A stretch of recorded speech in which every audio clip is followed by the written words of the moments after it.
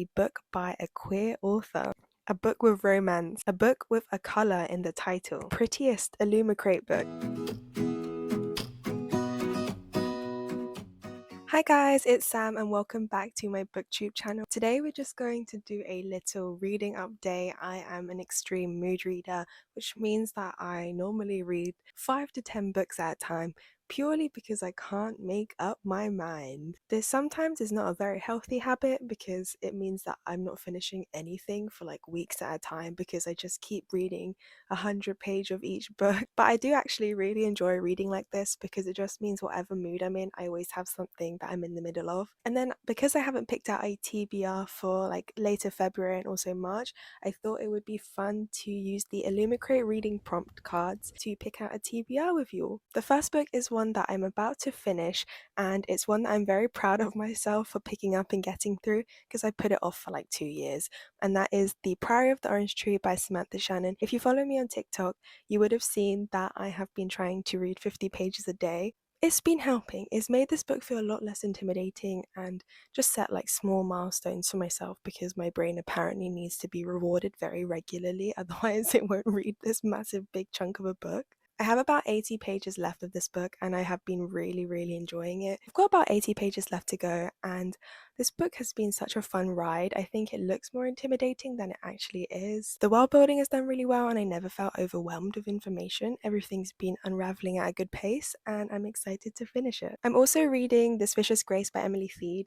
This cover looks fun, right? It looks like a Sicilian lemon dream, and that is not what this book is feeling like. I'm 100 pages in. This is actually about our main protagonist who has the power to kill with a touch. She also has to be the person that's going to stop the demon invasion.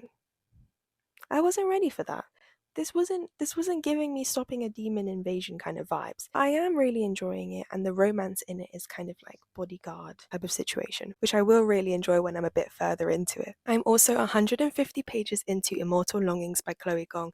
This is her epic adult fantasy debut. It's one that everyone wants to get their hands on, and I will be doing a full review when I'm finished. I am really enjoying it. Gong's writing is stellar, her pacing is perfect. This just wasn't what I was expecting at first. I don't know why. I didn't know this was a sci-fi, but it is more of a sci-fi than a fantasy, I think. It's set in a Gotham type of city where everyone's just trying to get by, people are trying to make ends meet, people are dying all over the place. Their one chance to make a better life for themselves is entering into the deadly games. And important to mention here that in this world there are people who can jump into other people's bodies, and that is normally illegal unless you join the games, and in that case you can do anything to survive and be the last person standing, and that includes switching bodies regularly and trying to not get yourself killed. Our main character is a princess that everyone thinks is dead, but she's actually found her way into the games, and her aim is to win the games, get close to the royal family, and take down the kingdom. The other character is Anton, who is an exiled aristocrat, and he has his own reasons for entering in the games, and that is because his childhood love has been in a coma for years, and he's been spending all of his money possible and getting himself into debt in order to try and keep her alive. I'm not that far into like Anton and Carla's relationship, but I really don't know how this is going to play out when Anton literally has another love interest who's literally in a coma. So we'll see how that goes. I'm still 100 pages into Chain of Thorns, but I will be documenting all of my thoughts in a reading vlog. I'm excited for this series to finish, but I'm also very sad. I do really love these characters. So we'll see how Clare wraps this one up. I also started reading Cleopatra and Frankenstein by Coco Mellors because I went to her Waterstone signing last week and she was an absolute delight, so that just made me want to pick up the book even more. My friend Amy at Amy May Reads says that this book is one of her favourite books of all time, so also another reason why I must read it. This is a literary fiction book and follows our main character Clare, who gets into an age gap relationship and then also marries him really quickly. And then the book shows the slow breakdown of their relationship. So excited to devour this. I've literally read 2 pages and I've already started highlighting things. And so for picking out the next books on my TBR, I am going to be using the Illumicrate reading prompt cards. They've been designed really nicely. I'll have to do a close-up shot of these. So what I'm going to do is give them a shuffle and then we're going to pick out one and then go on an adventure to find the perfect book. So the first one we picked out is this pink one, and it is a book by a queer author. A book with romance. A book with a colour in the title. a book by a debut author. Your prettiest Illumicrate book.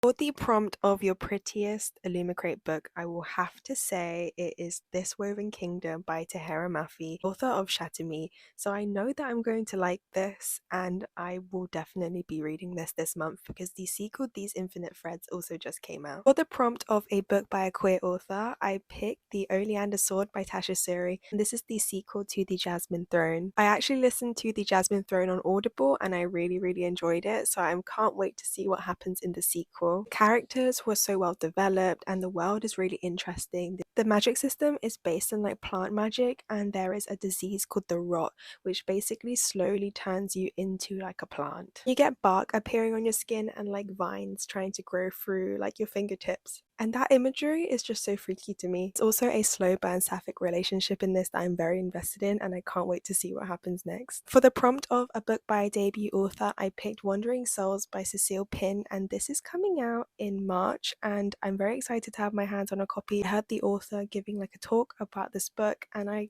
just genuinely feel like it's going to make me cry, and I can't wait. This book follows a family fleeing Vietnam after the war and their journey to seek refuge in another country, and we see how they rebuild their lives and have to acclimatize to the new country that they're in after everything that they've seen. I've heard that this book is so well written, it's deep, it's emotional, and at times gut-wrenching. I'm excited to get to this one. It's also not very long. For the prompt of a book with a color in the title, I had to go for Yellow Face by R.F. Kuang. This is out in May, and yes, I know that I'm so incredibly lucky to be holding a proof of this. On the back, it says this is one hell of a story, it's just not hers to tell. Because in this book, we follow Juniper, who steals a manuscript from an Asian author after they pass away. She ends up publishing it as her own work. I love what it says here, and then I love what it says here, but as evidence threatens Juniper's stolen success, she will discover exactly how far she will go to keep what she thinks she deserves. Not only does this book talk about white privilege, it also shines light on many issues within the publishing industry. I cannot wait to get to this. I've heard it's also quite funny, so go you R.F. Kuang. I will literally read anything she writes. She is incredible. For the prompt of a book with romance, I had to go for Heart of the Sun Warrior by Su Lin Tan, which is the sequel to The Daughter of the Moon Goddess. I absolutely adored the first book. It was so well written, the world was really interesting, it has parts that have been inspired by Chinese mythology and legends, and it was an absolute beautiful tale. It also has a love triangle, which I was very invested in because I genuinely couldn't pick between them, and I think those are the types of love triangles that I enjoy, because I'm like, who's she gonna pick? I don't know. And I think that will continue in this one, so I'm excited to see like how the romance goes. One guy is like her friends to lovers kind of story, and then the other one is like companions to lovers to enemies kind of thing. Also, everyone I see who is reading this book is always bawling their eyes out, and I want to know why. There we have it. I've got my current reads, I've got my February and March TBR picked out, and hopefully I'll be doing another video updating when I've got through some more of them. I am quite the mood reader, as you now know, but I will be trying to keep as close to this list as possible because I want this to be the year that I finish my TBR. Well, that's not possible, but I'm aiming to get through a lot of my TBR. Please do leave a comment with the books that you're currently reading. What are you enjoying? What are you not enjoying? I'd love to know. If you got to the end of the video, thank you so much for watching, and in the meantime, you can catch me on Instagram or TikTok at Sam Falling Books.